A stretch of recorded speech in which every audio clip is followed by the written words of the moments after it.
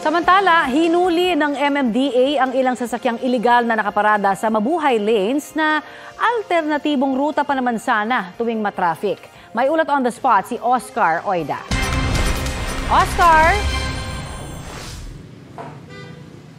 Yes, Connie, sakay nga ng kanilang mga motorsiklo, sinuyod ng MMDA Strike Force ang kaba ng mga mabuhay lanes para paghuhulihin ang mga makukulit na nagpa-park kung saan-saan.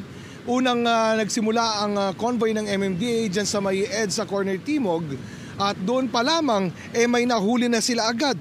Sunod na sinuyod ang Panay Avenue, Santo Domingo hanggang sa umabot na nga sa Banawe sa Quezon City. Walang kawala ang mga iligal na nakaparada, mapamotorsiklo, kotse, pati truck na tikitan.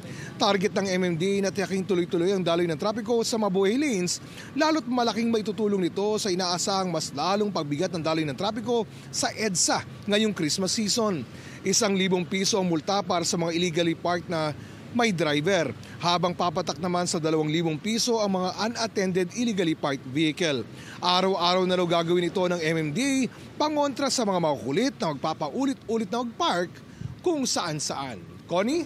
Yes, Oscar, wala naman bang mga untoward incident? Halimbawa, minsan kasi alam mo na pagka ganyang nasisita, yung sinisita pa ang galit. May mga ganyan ho bang insidente kanina?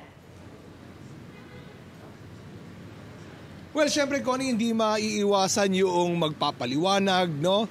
Makikiusap, pero yung nagkaroon ng mainitang pagtatalo, wala naman, no? Medyo aminado yung mga nakaparada na talaga namang mali yung kanilang posisyon. Ano? Matagal na rin naman ang nagbabala ang MMDA patungkol dyan, pero yun nga, talagang may mga makukulit, magpapaliwanag, magpapalusot, no? Meron din yung mga vendors do na talagang mayat-maya nandyan, sisitahin, pero pansin mo, pag lagpas bumabalik. Other than that, Connie, ay naging maayos naman ang operasyon ng MMDA ngayong umaga. Connie? Maraming salamat sa iyong update sa amin, Oscar Oida. Mga kapuso, para sa mga maiinit na balita, mag-subscribe sa GMA Integrated News sa YouTube. Sa mga kapuso abroad, subaybayan niyo po kami sa GMA Pinoy TV at sa www.gmanews.tv.